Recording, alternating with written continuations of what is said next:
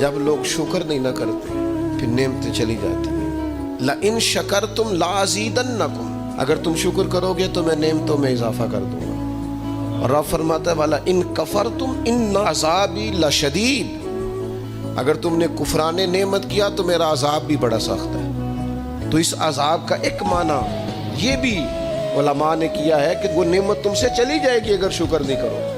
کفران نعمت کرو گے، ناشکری کرو گے، وہ نعمت رخصت ہو جائے گی۔ بہت سارے لوگ ہیں قدر ہی نہیں کرتے۔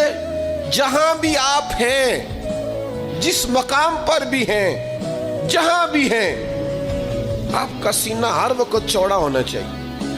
میں اپنے دوستوں کو سمجھانے کے لیے کہا کرتا ہوں کہ میں ناز سے کہتا ہوں جس طرح کے استاد مجھے ملے ہیں دنیا میں کسی کو نہیں ملے، اور جس طرح کے ماں باپ مجھے ملے ہیں میرا خیال ہے شاید کسی کو نہ ملے ہو۔